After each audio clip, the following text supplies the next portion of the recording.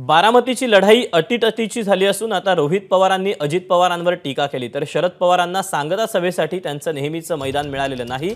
मात्र नव्या उमेदीनं सांगता सभा होत असल्यानं रोहित पवार यांनी या सगळ्याबाबत आपणच जिंकणार असा विश्वास यावेळेला व्यक्त केला। त्यांच्याशी संवाद साधला मंदार गोंजारी यांनी।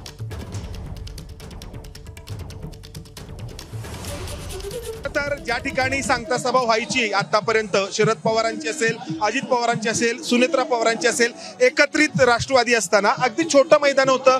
पूर्वपरंपरा होती की एक नैसर्गिक सावली झाडांची असायची आणि त्या ठिकाणी ही सांगता सभा व्हायची। एक प्रातिनिधिक स्वरूपामध्ये शरद पवार बारामतीकरांशी संवाद साधायचे। आज या ठिकाणी बदललेल्या ठिकाणी भव्य असा मंडप आहे, मोठ्या संख्येने लोक आहेत आणि एका अर्थाने दोन्ही बाजूंकडून शक्ती प्रदर्शन होतं। या ठिकाणी थोड्याच वेळापूर्वी कार्यकर्ते समोर आले होते, एकमेकांच्या घोषणाबाजी झाली। पण जे बारामतीचं बदललेलं चित्र आहे बारामतीकरांसाठी नवीन आहे, म्हणजे बरेच लोक भावनिकी होतात या हे सगळं पाहून।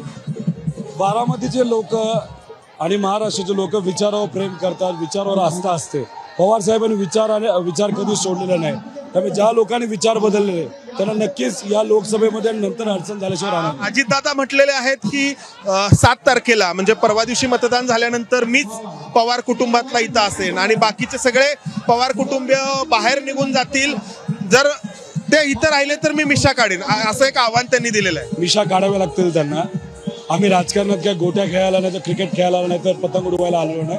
आम्ही सिरियस राजकारण करतोय।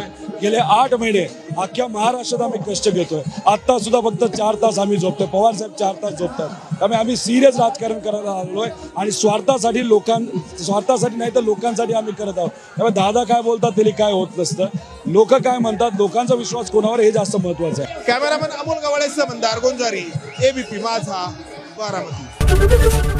एबीपी माझा, उघडा डोळे बघा नीट।